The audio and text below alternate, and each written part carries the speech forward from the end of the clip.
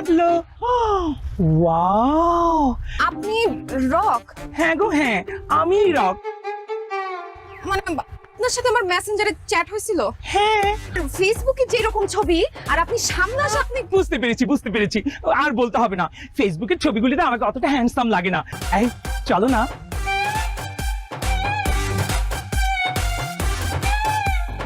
আরে বাবা, একটু নিরিবিলিতে গিয়ে বসি দুজনে।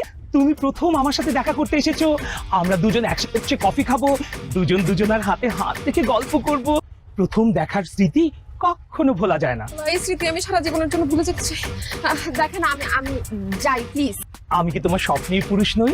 স্বপ্ন তো দূরে থাক, দুঃস্বপ্ন আমি আপনাকে নিয়ে ভাববো না। টাকা পয়সা, গাড়ি বাড়ি, রূপ, আর এই যে 16 কলা যৌবন, কি নেই আমার বলো? যেটা থাকার দরকার ওইটাই তো নাই। কি?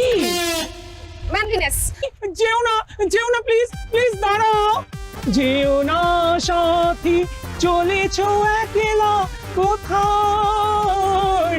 বাদাম খাও। না না, আমি বাদাম খেলে পেটে গ্যাস হবে। ওহো, হ্যাঁ হয়তো বাদাম খেলে একটু পেটে গ্যাস হয়।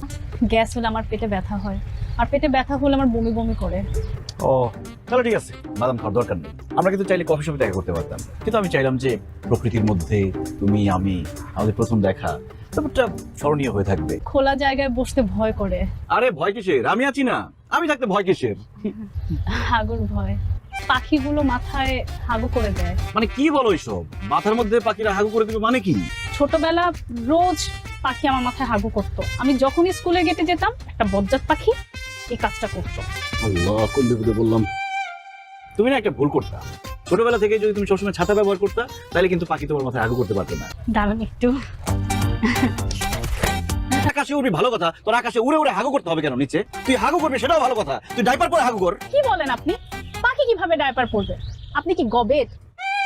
আমি গবেট না, তুই গবেট, তোর 14 গোষ্ঠী গবেট। তোর মতো গবেট আমি আমার জীবনে কোনোদিন দেখি নাই। তুই আমার ছাতা দেখবি, তোর মাথা আছে তোর, ছাতা দিয়ে রাখছে মাথা। মাথা নাই?